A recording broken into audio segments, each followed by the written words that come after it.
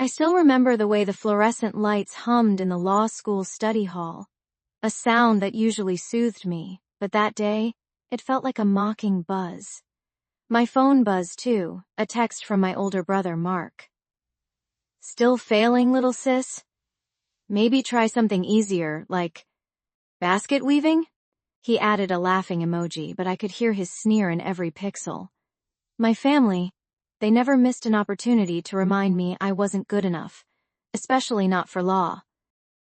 They'd always championed my cousin Sarah, the golden child, who breezed through law school, graduated top of her class, and landed a prestigious job at a firm that handled multi-million-dollar corporate mergers. My parents would often say, "Why can't you be more like Sarah, Evelyn?"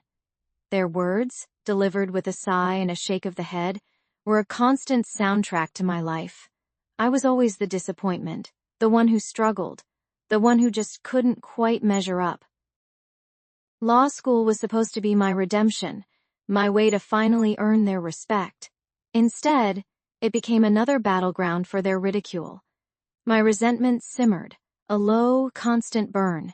It wasn't just about the grades. It was about the years of being overlooked, of having my dreams dismissed as childish whims.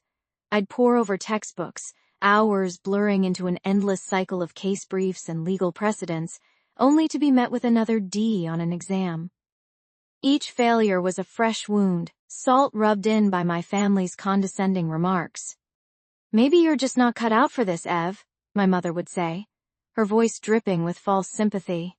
"It's a tough profession. Not everyone has the intellect." Then came the betrayal. It wasn't a sudden, dramatic twist, but a slow, insidious realization that someone I trusted implicitly was actively undermining me. My study partner, a quiet young man named David, had access to all my notes, my outlines, my entire meticulously organized system. I'd seen him copying my work, but I'd dismissed it as harmless. We were a team, or so I thought. The day I found out he'd been sharing my unique study methods, my carefully crafted mnemonics, and even my predicted exam questions with Sarah, my blood ran cold.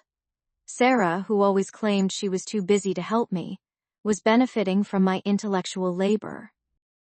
She was getting an unfair advantage, not just over me, but over every other student. This wasn't just about grades anymore. It was about integrity, about a trust shattered into a million pieces. The thought of their quiet, knowing smiles, their whispered conversations, ignited a new kind of fire within me. That betrayal transformed my resentment into an unyielding obsession. I stopped caring about just passing. I wanted to master the law, not for my family's approval, but for myself. I wanted to understand its intricate dance, its power, its ability to shape destinies. I spent countless nights in the library, not just studying, but dissecting legal texts, searching for loopholes, for weaknesses, for the very essence of justice. My mind became a sponge, soaking up every legal principle, every historical case, every obscure statute. I stopped trying to be like Sarah.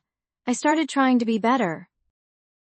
My focus shifted from merely surviving law school to becoming an architect of legal strategy, a master of the courtroom. The day I walked into that courtroom, years later, the air crackled with tension. The case was a high-stakes medical malpractice suit, one that had dominated headlines for months. My family was there, in the gallery, probably expecting me to trip over my words, to falter. They didn't know I wasn't just representing my client. I was representing every insult, every dismissal, every whispered doubt. The opposing counsel was formidable, a seasoned veteran known for tearing apart witnesses. But I was ready. I had spent years honing my skills, not just in law, but in understanding human nature, in reading between the lines, in anticipating every move. The cross-examination was brutal, a relentless assault on my client's credibility. But I saw an opening, a tiny crack in the opposing counsel's facade. I pressed, I pushed, I presented evidence they hadn't anticipated, evidence I'd unearthed through months of tireless investigation. The courtroom held its breath as I delivered my closing arguments, each word a carefully placed stone in a fortress of truth. I felt the weight of years of struggle, of silent defiance, culminating in this single defining moment. When the verdict was read, a hush fell over the room. My client was exonerated. A collective gasp rose from the gallery. My family sat stunned, their faces a mixture of disbelief and dawning realization. Then, the judge, a stern, imposing figure, looked directly at me. His voice, usually so formal, softened slightly as he said, "Thank you, Dr. Marchand, for your exceptional representation, Dr. Marchand. Not Evelyn, not Miss Marchand, but Dr. Marchand." The title I had earned, not in law school, but in the years after, pursuing a doctorate in medical ethics, a field I realized was intrinsically linked to the very cases I wanted to fight. My family hadn't known. They still thought I was just Evelyn, the one who failed law school. The irony was exquisite. That single sentence, delivered by a man of such authority, resonated with a profound, bittersweet closure. It wasn't about revenge anymore, not truly.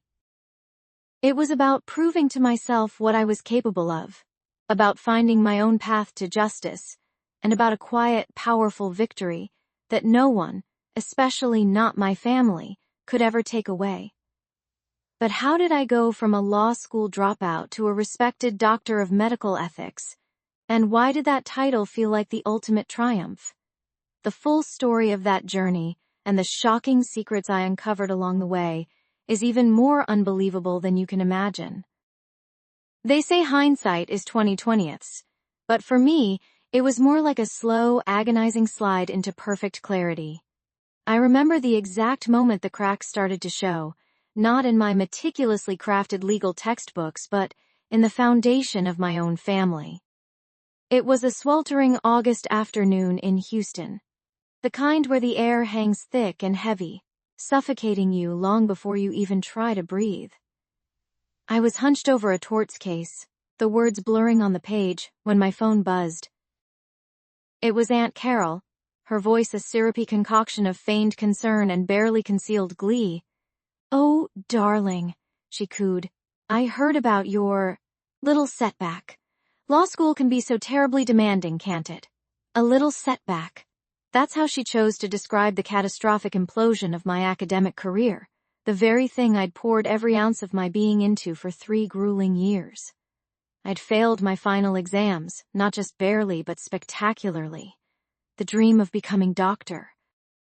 Marchand, the accomplished lawyer, the one who would finally bring honor to our family name, had dissolved into a puddle of self-doubt and crushing disappointment.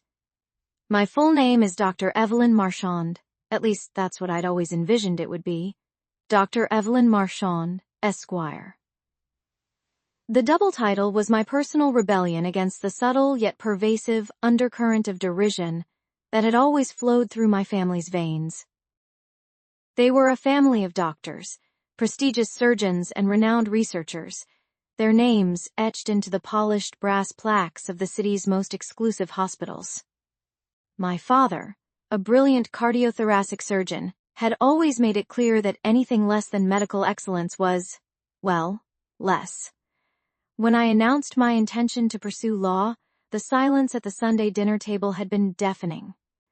My mother, bless her pragmatic heart, had simply patted my hand and said, "Are you sure, dear?" Law seems less definitive. Less definitive than slicing open a chest cavity, I suppose. My uncle Robert, a celebrated neurologist, had openly scoffed. "A lawyer, Evelyn? What a waste of a perfectly good mind. You could have been a doctor, like us." Their ridicule wasn't overt, not usually. It was 1,000 tiny cuts, a constant stream of backhanded compliments and thinly veiled pity. Each time I visited, there was a new anecdote about a family member's latest medical triumph, subtly contrasted with my quaint little legal studies. I'd always brushed it off, fueled by a stubborn desire to prove them wrong. I would be Dr. Marchand, just not the kind they expected. I would be the kind who wielded justice, not scalpels. But now, their quiet derision had erupted into open mockery. My failure in law school was not just a personal defeat. It was a public spectacle, a confirmation of their long-held belief that I was simply not cut from the same cloth. The phone calls started almost immediately after the news broke. My cousin, Dr. Olivia Marchand, a pediatrician with a laugh that grated on my nerves, called to offer sympathy. "Evelyn, honey, I know this is tough," she'd said, her voice dripping with fake concern, "but maybe it's a sign. Not everyone is meant for the rigorous intellectual demands of a professional career, you know?" The implication hung in the air, heavy and suffocating. She meant, "You're not good enough, Evelyn." Then there was my grandmother, the matriarch, a woman who wielded her family's medical legacy like a weapon. She called, not to console, but to deliver a pronouncement. "Evelyn, your father and I have been discussing. Perhaps a nice administrative position, something less stressful? We know a few people at the hospital." Her words were a death knell to my aspirations, a clear message that my professional life was now to be dictated by their pity, confined to the margins of their illustrious medical empire. The sting of their words, the sheer audacity of their pity, festered inside me. It wasn't just the failure itself that hurt, it was their reaction to it, the way they reveled in my stumble, the unmasked glee in their eyes. They didn't see my effort, my sleepless nights, my unwavering dedication. They only saw a confirmation of their own superiority. And the worst part? I couldn't escape them. My family was a pervasive force, their influence seeping into every corner of my life, from social gatherings to professional networks. Houston, for all its sprawling size, suddenly felt like a suffocating cage. The shame was a physical weight, pressing down on my chest, making it hard to breathe. I stopped answering their calls, letting their saccharine voicemails pile up like unwanted garbage. I holed myself up in my small apartment, surrounded by the discarded textbooks that now felt like monuments to my failure. The vibrant city outside, with its gleaming skyscrapers and bustling energy, felt alien, a world I no longer belonged to. One evening, staring at my reflection in the darkened window, a new emotion began to simmer beneath the shame and despair. It wasn't just sadness, it was a cold, hard knot of resentment. Resentment towards them, towards their smug superiority, towards their relentless need to diminish me. And then, a thought, sharp and clear, cut through the fog of my misery. What if this isn't the end? What if this is just the beginning of something else?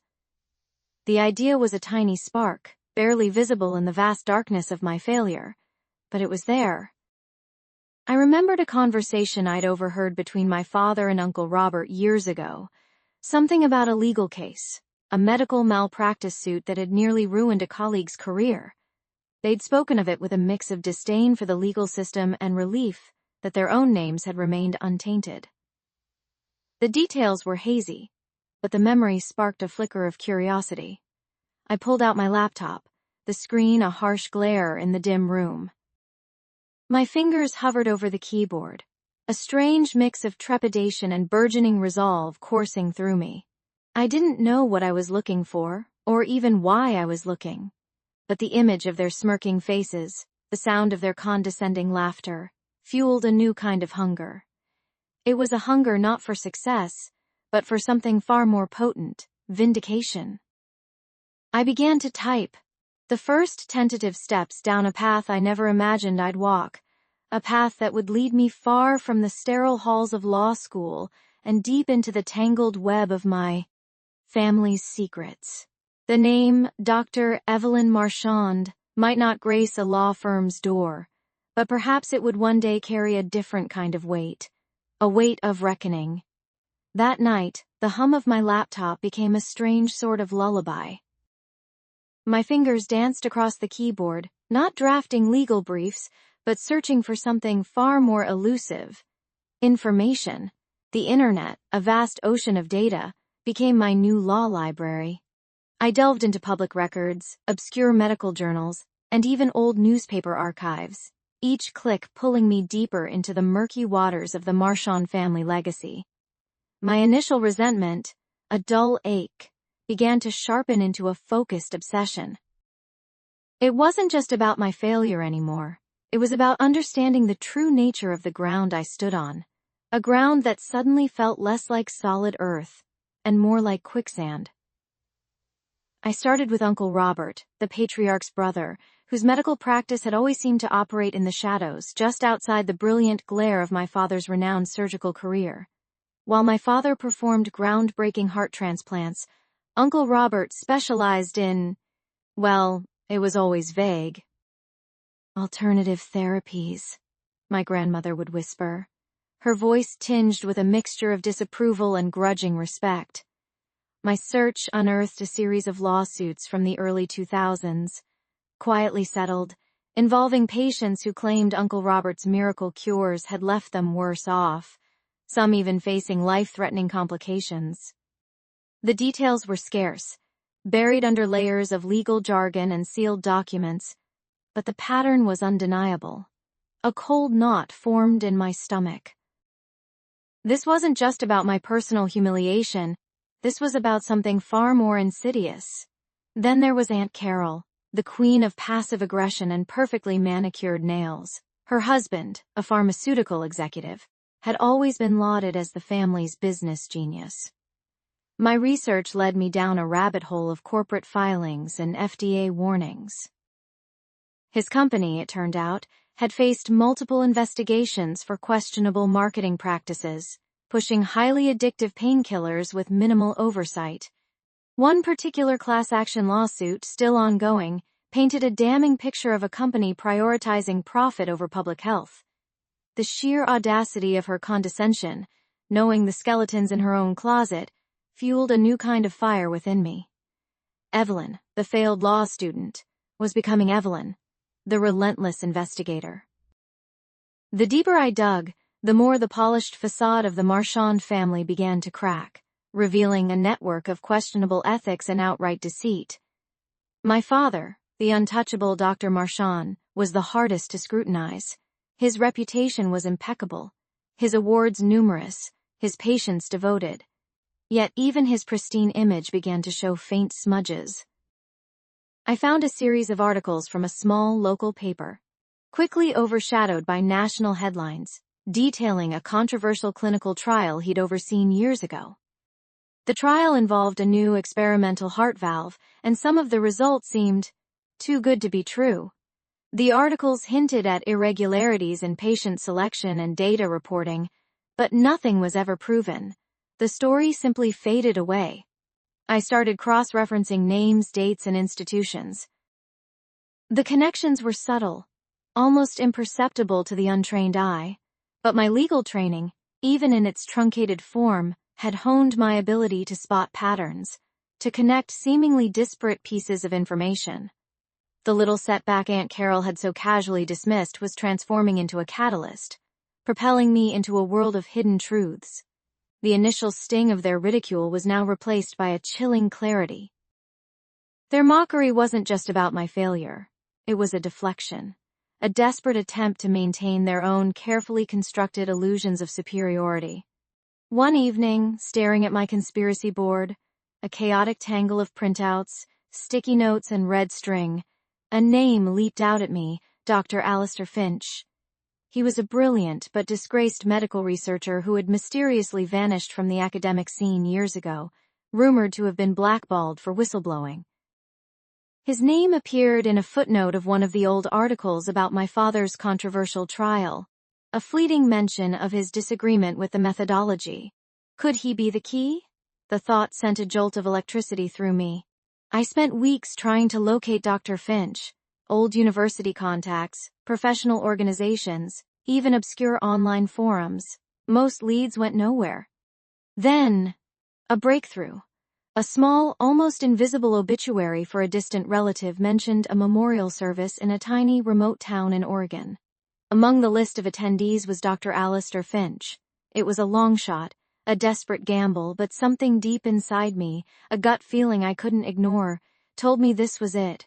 This was my chance to unearth the truth, not just about my family, but about the world they so meticulously controlled. I booked a flight, the decision made in a heartbeat. The failed law student was about to embark on a very different kind of case, one where the stakes felt infinitely higher than any exam. The weight of reckoning was no longer just a feeling, it was a destination. The flight to Houston felt interminable, each minute a slow burn of anticipation and dread. I clutched the worn photograph in my hand, the one of Aunt Carol and my father, arm in arm, smiling at some long-forgotten family picnic. Their faces, once symbols of comfort, now seemed to twist into grotesque masks of deceit. The resentment had festered for years, a dull ache beneath the surface, but now, fueled by Aunt Carol's cruel call, it had erupted into a raging inferno. I wasn't just going back for answers, I was going back for a reckoning. Evelyn Marchand, the failed law student, was about to become Evelyn Marchand, the relentless investigator. Stepping off the plane, the familiar Houston humidity enveloped me like a suffocating blanket, a physical manifestation of the heavy air of secrets I was about to stir up. My first stop wasn't my childhood home, a place now tainted by the memories of countless dismissive glances and thinly veiled criticisms. Instead, I headed straight for the Public Records Office, a nondescript building downtown that held the keys to more than just property deeds and birth certificates. I had a hunch, a nagging suspicion born from years of feeling like an outsider in my own family, that something deeper, something foundational, was amiss. The clerk, a woman with tired eyes and a perpetually bored expression, barely looked up as I requested the archived medical records for the Marchand family. "Privacy laws, ma'am," she droned, without even checking her computer. I had anticipated this, of course. My legal training, however brief and ultimately unsuccessful, had taught me the dance of bureaucracy. I pulled out a carefully prepared affidavit, citing a fabricated family health crisis that necessitated access. It was a lie, a calculated manipulation, but the stakes felt too high for niceties. After a tense 20 minutes, she grudgingly pointed me to a dusty back room filled with microfiche readers. Hours blurred into a dizzying haze of scrolling through grainy documents. I found my father's medical school records, his internship placements, his residency, all impeccable as expected. Then I moved on to my uncle, my aunts, even distant cousins. Every Marchand, it seemed, was a paragon of medical achievement. Every Marchand, that is, except for me. The old familiar sting of inadequacy resurfaced, a phantom limb of the self-doubt they had so skillfully amputated from my confidence. Just as I was about to give up, convinced my intuition was just another delusion, a name jumped out at me from a faded roster of medical school graduates from decades ago. Carol Marchand. My heart hammered against my ribs. Aunt Carol. She had always been the one to champion the family's medical legacy, the loudest voice in the chorus of, "Why aren't you a doctor, Evelyn?" Yet, her name wasn't listed among the top graduates, or even the middle. It was near the bottom, barely passing. And then, a detail that made my blood run cold, a disciplinary note, discreetly tucked away, referencing an academic integrity violation. The details were vague, redacted for privacy, but the implication was clear. Aunt Carol, the self-appointed guardian of Marchand medical excellence, had cheated. The betrayal hit me with the force of a physical blow. All those years of her thinly veiled insults, her snide remarks about my little setback, were built on a foundation of her own deceit. I left the records office in a daze, the Houston sun now a mocking glare. The resentment had transformed into a cold, hard resolve. This wasn't just about my failure anymore. It was about their hypocrisy, their carefully constructed facade of superiority, the obsession to uncover every last secret, every thread of their deception, began to consume me. My phone buzzed again, a text from my mother. "Dinner tonight? Your father misses you." The thought of sitting across from them, knowing what I now knew, made my stomach churn. I spent the next few days in a whirlwind, digging deeper. I visited old university libraries, cross-referenced obscure medical journals, and even tracked down a retired professor who had taught at the time. Each new piece of information chipped away at the polished image of the Marchand family, revealing the rot beneath. My father, the esteemed surgeon, had apparently benefited from Aunt Carol's study notes during their shared classes. Not direct cheating, perhaps, but certainly an ethical gray area, a quiet complicity that had allowed him to soar while others, like his sister, struggled. The professor, a frail man with a sharp memory, spoke of whispers, of favoritism, of a family that always seemed to land on its feet, no matter the circumstances. The final piece of the puzzle came from an unexpected source, an old family friend, now a retired nurse, who remembered a hushed scandal from decades ago involving a misdiagnosis that had almost ruined my grandfather's career. The details were murky, but the takeaway was chilling. The Marchands had always protected their own, at any cost. This wasn't just about Aunt Carol's academic dishonesty, it was a pattern, a deep-seated pathology within the family. They were not just dismissive, they were deceptive. My own struggles, my failure, had been magnified by their need to uphold their own fabricated perfection. The weight of reckoning was no longer just a destination, it was a weapon, and I was about to wield it. The weight of reckoning was no longer just a destination, it was a weapon, and I was about to wield it. The first step involved a deep dive into the archives, not of law, but of medicine. My initial research had uncovered Aunt Carol's fabricated thesis, a flimsy house of cards built on lies, but I knew there had to be more. Families like mine, steeped in generations of perceived excellence, rarely had just one skeleton in the closet. I needed to unearth the entire graveyard. My days blurred into a relentless cycle of library visits, database searches, and discreet inquiries. I started with my grandfather, Dr. Arthur Marchand, the patriarch whose shadow loomed largest over our family's medical dynasty. He was revered, almost mythical, within the Houston medical community. Yet, the deeper I dug, the more I found whispers, faint at first, then growing louder, of questionable practices, of research anomalies conveniently overlooked, of patients whose outcomes were less than ideal. One evening, hunched over microfiche in a dimly lit university archive, I stumbled upon a forgotten medical journal from the late 1970s. Tucked away in a supplement was a retraction notice, small and easily missed, regarding a study on a new cardiac medication. The lead researcher? Dr. Arthur Marchand. The retraction cited unsubstantiated claims and inaccurate data reporting. It was a minor blemish on an otherwise stellar career, but to me, it was a crack in the granite. It suggested a pattern, a willingness to bend the truth for perceived advancement. The more I uncovered, the more a chilling picture emerged. My family's medical legacy wasn't just built on brilliance, it was shored up by a quiet, systemic disregard for ethical boundaries. It wasn't overt malice, not always, but a pervasive sense of entitlement, a belief that their intellect, their contributions, somehow justified cutting corners, manipulating data, or even, in Aunt Carol's case, outright plagiarism. Evelyn, the failed law student, was now becoming Evelyn, the relentless investigator. The true turning point came when I found a series of archived newspaper articles detailing a class action lawsuit from the early 2000s.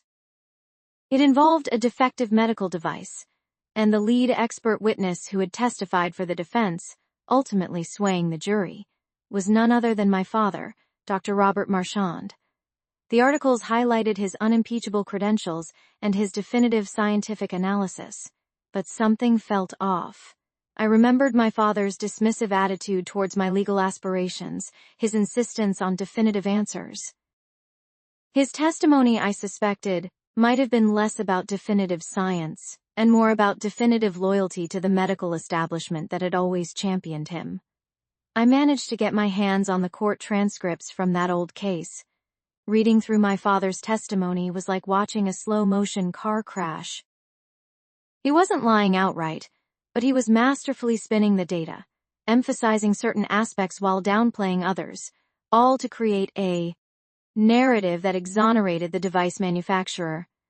The scientific integrity I'd always believed he possessed, the bedrock of his very identity, began to crumble before my eyes. Evelyn, the daughter who once idolized her father, was seeing him through a stark, unforgiving lens. The betrayal felt like a punch to the gut. It wasn't just Aunt Carol. It wasn't just my grandfather. It was a systemic rot that had permeated the very core of my family's perceived greatness. Their ridicule of my failure in law school now seemed like a grotesque projection of their own ethical compromises.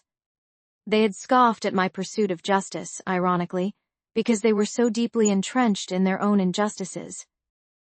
The final piece of the puzzle, the one that truly ignited the fire within me, came from an unexpected source, a retired medical librarian, a sweet, elderly woman named Mrs. Henderson, who had worked at the family's affiliated hospital for decades.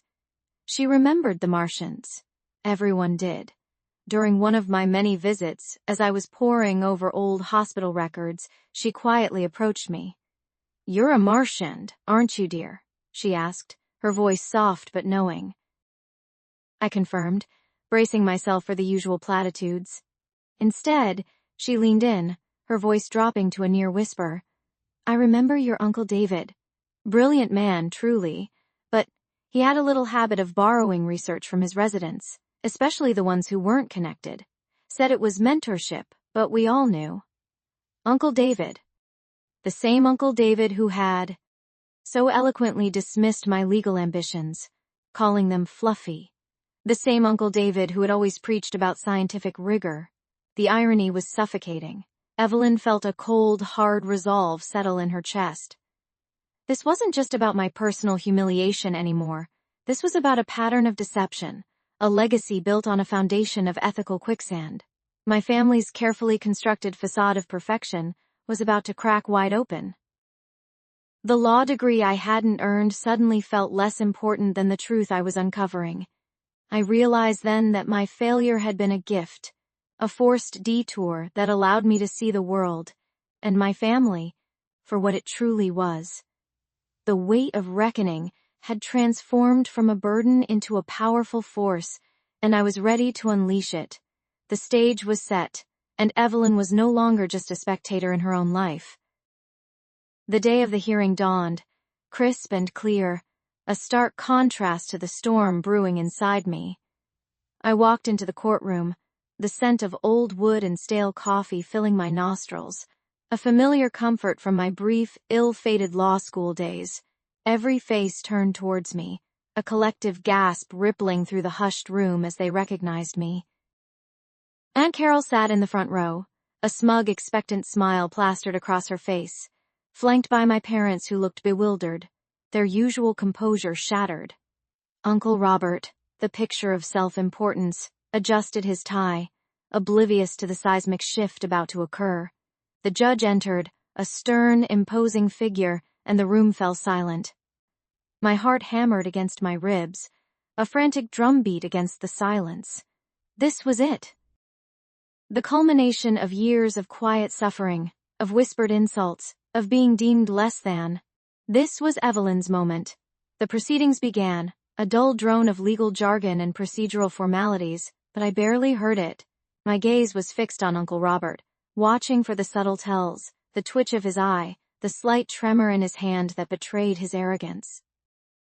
He was confident, almost condescending, as he presented his case, painting a picture of himself as a benevolent patriarch, a pillar of the community, wronged by a disgruntled employee. He spoke of his generosity, his charitable contributions, his impeccable reputation. Every word was a carefully constructed lie, a gilded cage designed to trap the truth. Then it was my turn. I rose, my voice steady despite the tremor in my hands. "Your Honor," I began, "I am here today not just as counsel for the plaintiff, but as a witness to a pattern of systemic deception." A murmur went through the courtroom. Aunt Carol's smile faltered, replaced by a flicker of confusion. My parents exchanged worried glances. I laid out the facts, meticulously, clinically, like a surgeon performing a delicate operation. I presented the forged documents, the doctored financial statements, the shell corporations. Each piece of evidence was a nail in the coffin of Uncle Robert's carefully constructed facade. I showed how he had systematically siphoned funds from the family's charitable foundation, diverting them to offshore accounts, all while publicly championing its cause. I detailed the elaborate schemes, the false invoices, the phantom employees. It was a masterpiece of financial fraud, intricate and insidious. As I spoke, the color drained from Uncle Robert's face. His bravado evaporated, replaced by a desperate, panicked sweat. He tried to interrupt, to object, but the judge silenced him with a firm hand. "Miss Marchand, please continue." Then came the moment of betrayal. I presented the final piece of evidence, a series of encrypted emails recovered from a deleted server between Uncle Robert and Aunt Carol. They detailed the entire scheme, not just the financial fraud, but the deliberate sabotage of my family's reputation, the calculated rumors, the subtle manipulations. They had orchestrated my professional downfall, not just out of spite, but to distract from their own illicit activities. They had used my failure as a smokescreen. The air in the courtroom crackled with tension. Aunt Carol gasped, a strangled sound, her eyes darting between me and her husband, a deer caught in headlights. "And finally, Your Honor," I said, my voice cutting through the stunned silence, "I present this audio recording. I played it. It was a conversation, clear as a bell, between Aunt Carol and Uncle Robert, discussing my law school exams, laughing about my misfortune, and congratulating themselves on their cleverness." "Oh, darling," Aunt Carol's voice chirped, echoing my memory. "I heard about your little setback. Law school can be so terribly demanding, can't it?" Her laughter followed, cold and mocking. The room erupted in gasps. My parents stared, aghast, their faces a mixture of shock and profound sadness. Uncle Robert lunged forward, a guttural roar escaping his lips, but the bailiffs were swift, restraining him. Aunt Carol buried her face in her hands, her shoulders shaking. The judge, his expression unreadable, brought his gavel down with a resounding thud. "Order! Order in the court!" He looked at me, a long, searching gaze. "Dr. Marchand," he said, his voice resonating through the hushed courtroom. "Thank you." The words hung in the air, a sweet, validating melody. Not Miss Marchand, Esquire, not Evelyn, but Dr. Marchand. The title I had yearned for, the respect I had been denied, was finally bestowed upon me, not by a degree, but by my own unwavering pursuit of truth. The double title, Doctor. Evelyn Marchand, Esquire, once a symbol of rebellion, now felt like a quiet triumph. The justice I sought was not just legal, but personal, a reclamation of my name, my dignity, and my future. The stage was set, and Evelyn was no longer just a spectator in her own life, she was the architect of its reconstruction. The courtroom buzzed with an almost unbearable tension. Every eye was on me, Evelyn, as I approached the stand. My heart, a relentless drum against my ribs, echoed the anticipation in the room. This wasn't just a legal battle, it was the culmination of years of quiet suffering, a public reckoning for a private wound. Aunt Carol sat in the front row, her usual mask of saccharine sweetness replaced by a rigid, pale facade. Uncle Robert, beside her, looked like a man watching his carefully constructed world crumble. They had no idea what was coming. My testimony began calmly, professionally. I laid out the facts of the case, the intricate details of the medical malpractice that had led to the tragic death of the young patient, the very case my family had dismissed as a frivolous pursuit. Each word was precise, deliberate, building a case not just for my client, but for myself. I spoke of the negligence, the overlooked symptoms, the blatant disregard for protocol. I cited medical journals, presented expert opinions, and dissected every piece of evidence with the surgical precision my father had always lauded in his own profession. The irony was not lost on me. Then, the defense attorney, a slick, self-assured man, began his cross-examination.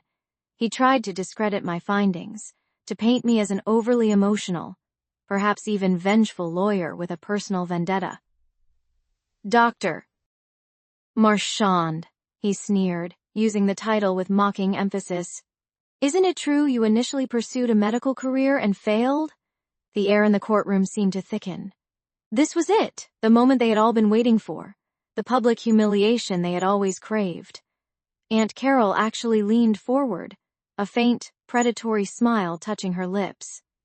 Uncle Robert shifted, a glint of satisfaction in his eyes. They thought they had me, that my past failure would derail everything. But they underestimated Evelyn. I met the attorney's gaze, a calm, unwavering fire in my own.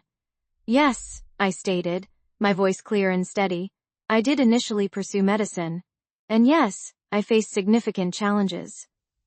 I paused, letting the words hang in the air, allowing their anticipated victory to momentarily swell. However, I continued, my voice gaining strength, those challenges taught me the invaluable lesson of thoroughness, of leaving no stone unturned, especially when a life is at stake. I then pivoted, not just to defend myself, but to expose the very hypocrisy that had fueled my family's disdain. Unlike some, I said, looking directly at the defense attorney, but my words were meant for the two figures in the front row. My failures became my greatest teachers. They instilled in me a relentless pursuit of truth, a commitment to justice that transcends personal ego or reputation.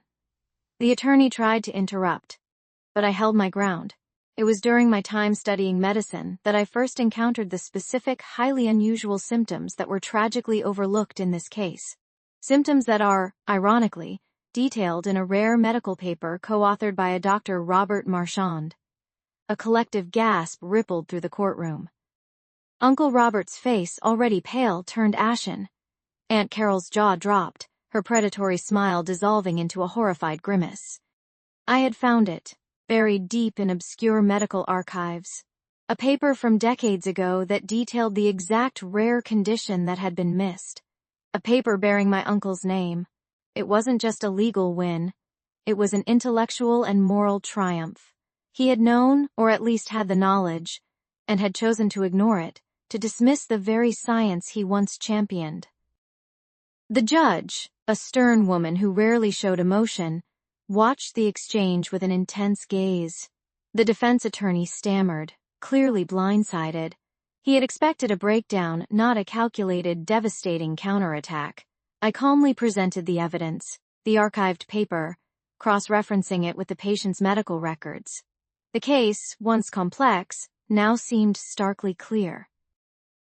The negligence was undeniable, magnified by the chilling revelation of my uncle's unwitting, or perhaps willful complicity in the knowledge that could have saved a life. Hours later, after closing arguments, the jury returned with their verdict. Guilty. The amount awarded to the victim's family was substantial, a testament to the profound injustice that had occurred. As the courtroom began to empty, a profound sense of quiet descended upon me. It wasn't triumph, not exactly. It was something deeper, more resonant. The judge called me to the bench. "Dr. Marchand," she said, her voice softer than I had ever heard it. "Thank you. Your diligence, your unwavering commitment to uncovering the truth, has brought justice where it was desperately needed."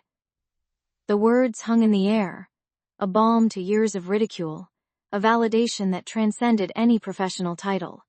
I looked over at Aunt Carol and Uncle Robert.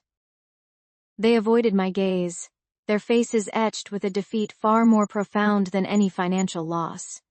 Their pride, their carefully constructed superiority, had been irrevocably shattered. I walked out of the courthouse, not as a failed medical student, not as a defiant lawyer, but as Evelyn, just Evelyn. The double title, Dr. Evelyn Marchand Esquire, no longer felt like a rebellion, but a quiet affirmation of a journey completed. The justice I had sought was not just legal but personal. The bitter sting of their derision had been replaced by a quiet, resolute peace. The stage was set, and Evelyn was no longer just a spectator in her own life. She was the architect of its reconstruction, and the foundation was now stronger than ever before. My heart hammered against my ribs, a frantic drumbeat echoing the finality of the judge's words. "Thank you, Dr. Marchand." The air in the courtroom felt thick, heavy with unspoken truths and years of simmering resentment. My family, seated in the gallery, looked like statues carved from disbelief. Aunt Carol's jaw hung slack, Uncle Robert's face was a mask of utter shock, and my cousin, Brenda, who had always delighted in my failures, seemed to shrink into her seat. Their ridicule, their snide remarks, their constant belittling of my intelligence, it all culminated in this single profound moment of vindication. The gavel struck, a sharp, decisive sound that resonated through the silence. It wasn't just the end of a trial, it was the end of an era of shame and the beginning of a new chapter for me.